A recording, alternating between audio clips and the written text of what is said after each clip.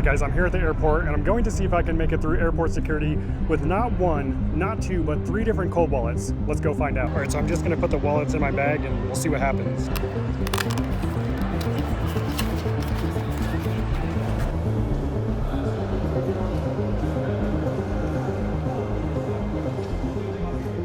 Alright, I'm going to show you what happened at the airport later, but the reason I even tried traveling with my cold wallets was simple. I wanted to see if I could get through airport security without any hassle, because I've heard multiple horror stories from people who were stopped at the airport either because they had their crypto wallet with them or because they simply mentioned the word Bitcoin. One of the most well-known examples involves Adam Fisker. He's best known for creating the Bitcoin Wasabi wallet.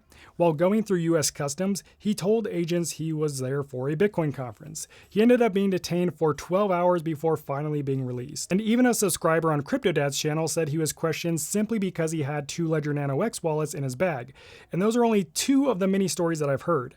Now, this wasn't my first time traveling with my hardware wallets. I've traveled both domestically and internationally with my crypto. And one thing I've learned is that how you travel should change depending on whether you're staying within your own country or traveling internationally. So in this video, I'm going to share my experience traveling both domestically and internationally with crypto. We'll go over the biggest do's and don'ts, which countries I would avoid traveling to with crypto, and most importantly, how to travel with your crypto as safely as possible. And later I'll show you exactly what happened when I tried taking my cold wallets through airport security. So before we get into which countries I'd never travel to with my crypto, let's go over some essential do's and don'ts. First, don't travel with your seed phrase. Anyone who finds your seed phrase can access your crypto with or without your hardware wallet.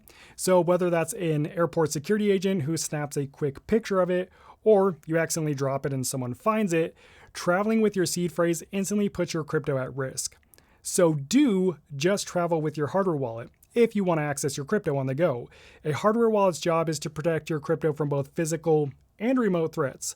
So even while traveling, it keeps other people out without the risk of someone finding your seed phrase and gaining access to your funds. Now, I know some people recommend traveling with a key card backup instead, but that really doesn't make sense to me. For example, some wallets like Ledger's touchscreen wallets come with a security card that stores and protects your seed phrase behind a pin. But the card only works with that type of hardware wallet, so you'd still have to travel with the actual wallet too. At that point, you're traveling with both your hardware wallet and another piece of technology that stores your seed phrase, so why bring both? Just travel with the hardware wallet, and that keeps things nice and simple. Next, don't keep all your crypto on the wallet you travel with. I use a separate travel wallet with only the amount I might need access to. That way, if something does happen, my entire portfolio isn't at risk. And this next one is really important and needs to be done before you travel. Do set a strong PIN or access code on your hardware wallet. Don't just use 1, 2, 3, 4 because it's easy to remember. And don't use numbers connected to your personal identity like your birthday, social security number, or anything else someone could figure out. Make your PIN completely random. That way, if someone does get their hands on your hardware wallet, they still can't access it because they don't know the PIN. Okay, so those do's and don'ts apply whether you're traveling domestically or internationally. But international travel adds another layer of risk: customs and border control. They have different powers in TSA, and depending on the country you're entering, the rules around crypto can be completely different. The one thing that stays the same is you should travel with your hardware wallet on your carry-on luggage so you can actually keep an eye on it at all times. If you put your hardware wallet in your checked luggage, you have no way of knowing if someone is trying to access it, potentially steal it, or they could actually lose your luggage and you lose your wallet. So it's best to keep it with you. But if you're traveling internationally, the first thing you should check is the country's crypto laws. Countries like China, Egypt, and Morocco, and several others, either have banned crypto entirely or it's heavily restricted.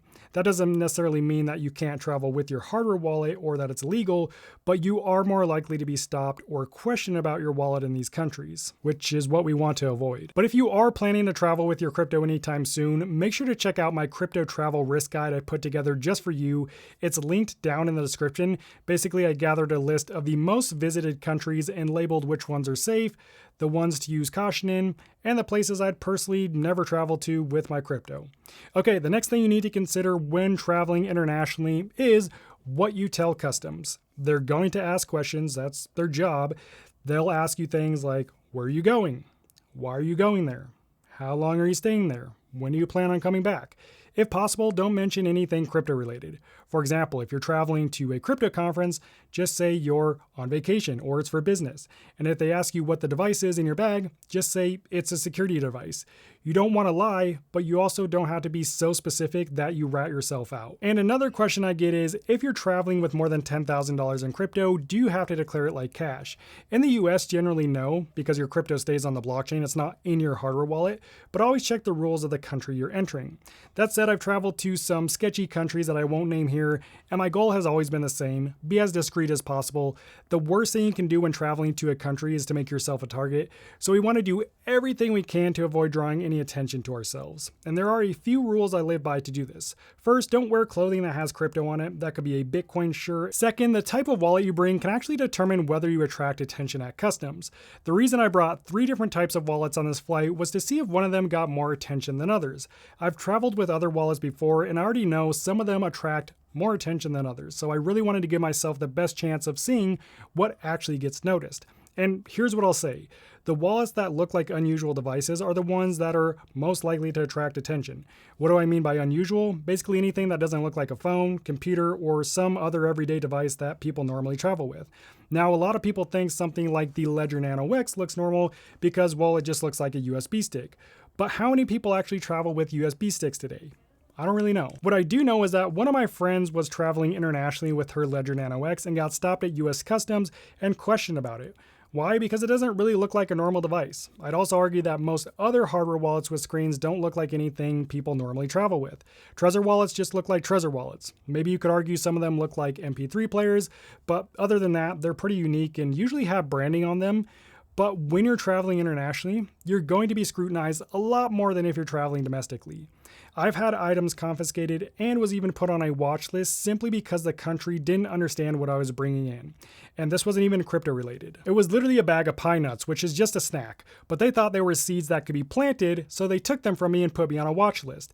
And that's just one example of how strict custom agents can be.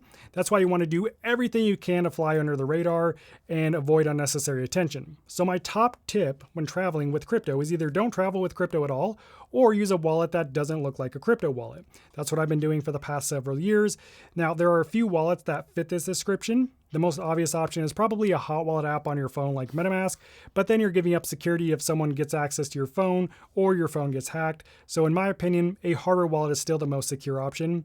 The main hardware wallets that don't really look like hardware wallets are card-based wallets and wearables. Card-based wallets include Tangem, Arculus, and EliPal X cards, just to name a few, but even those still have branding on them. So if you want to be even more discreet, I'd go with a stealth card. The only company I know of that offers a stealth card, which is basically a card with no branding on it, is Tangem, but there might be some other options I'm not aware of. Or you could even use something like the Tangem ring, which literally just looks like a normal ring you wear on your finger, but it's actually a wallet for managing your crypto. Aside from this flight though, I've only ever traveled with Tangem for this exact reason. It's just a card you can stick in your wallet with your other bank cards, and no one is likely to question you, which is exactly what you want.